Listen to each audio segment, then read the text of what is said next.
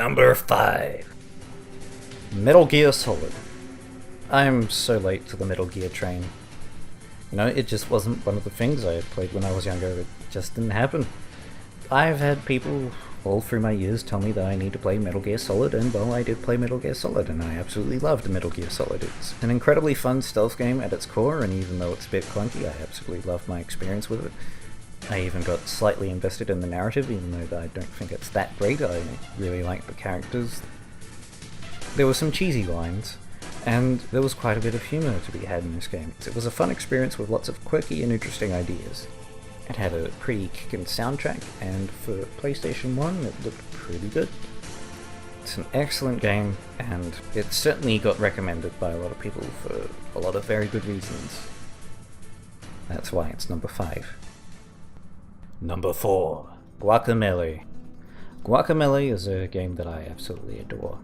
I don't necessarily bring it up as often as I should, but it's a solid Metroidvania game that also has its own unique art style and aesthetic. Guacamelee takes a luchador theme and runs with it. It does have some outdated memes and whatnot in the back, but it also has a lot of long-lasting references to other video game series such as Mario and Mega Man, and in particular the Metroid series as well. And it also does a very good job of the Metroidvania gameplay style. It has a map and allows you to explore pretty much at your own free will. It's a bit more linear by my standards, but it doesn't necessarily restrict you as much as some games do. It's also got a bit of a beat-em-up fighting game flair to it with crazy combos and throws and punches and kicks and special moves, and then there's all these bonus challenge levels if you want to 100% everything, and it's just fantastic. Number 3. Shovel Knight. Shovel Knight is amazing. You've probably heard this time and time again, but it's just amazing.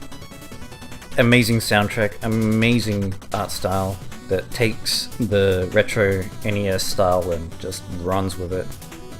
I don't know what else to say about Shovel Knight, really. Everyone else has already talked about it. They've probably already said plenty that I agree with. Like, this isn't a scapegoat. This isn't all these other retro visual styled platformers that have come out. This is the retro visual styled platformer that has come out. It's on par with K-Story. Just amazing gameplay. Everything is responsive, intuitive.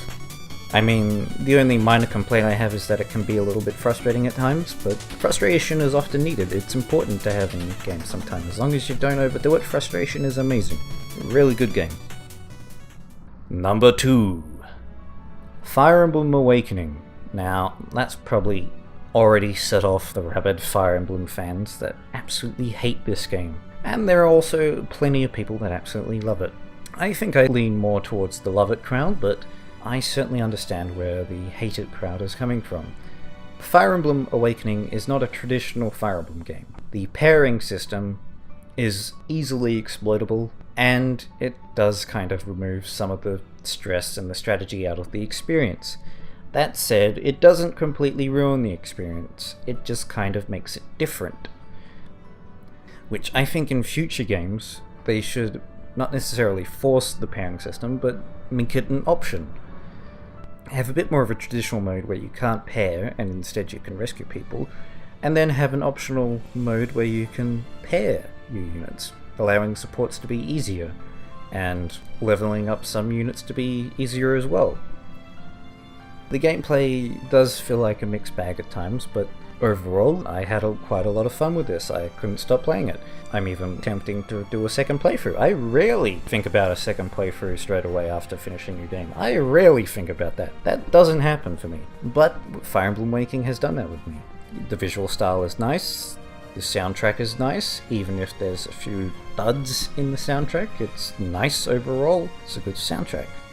The story is weaker because Radiant Dawn and Path of Radiance already set the bar pretty high with story and world building and whatnot. They made highly developed worlds that really explored the conflicts and issues within to a degree that's not even really recognized in Awakening.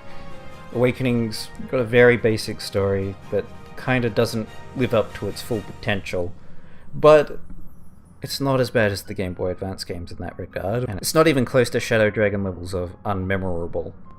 What it feels like, though, is that they sacrificed story in order to focus on supports, and the supports are very well done. Whether you like the conversations or not, they've actually put a great lot of effort into giving a huge amount of variety to support conversations, and the side quests they bring about are probably some of the better moments of the game.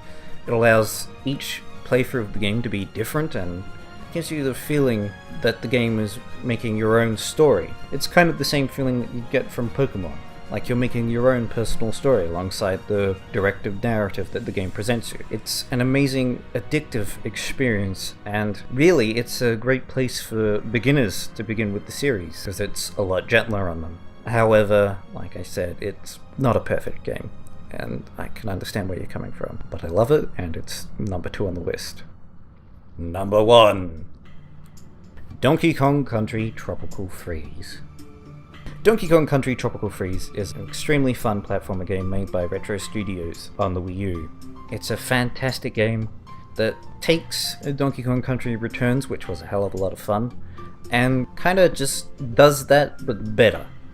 It's beautiful to look at, it sounds freaking amazing. This is like an auditory feast. If Donkey Kong Country Returns is an audio pizza, this is an audio buffet. There's also a greater variety of stage ideas and worlds and themes and all that.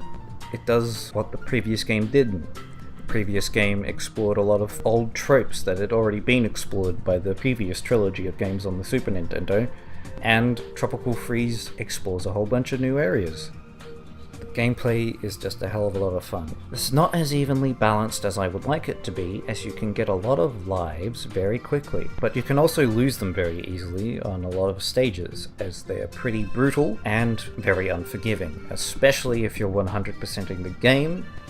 It also does plenty of things right by bringing back Dixie Kong, Cranky Kong, and Diddy Kong. Each of them have their own advantages, but Dixie Kong is the most useful of the Kongs, and by the time you finish the game, you'll be using her almost exclusively, unless you're extremely masochistic. But if you're extremely masochistic, this game might be up your alley. It's no Super Meat Boy or I Wanna Be the Guy, but it's a hard enough challenge, and there's even a hardcore mode which kicks things up to 11. It's an amazingly fun platforming game, which I can't really do justice by gushing in this list.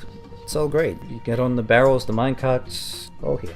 That's the end of the top 20. That's all for now, and I hope you at least moderately like this video. This is purely my list. You're probably not going to agree with it. I would be pretty shocked if you do agree with it, but I hope you enjoyed the video, and I hope you had a good time, and I'll see you some other time.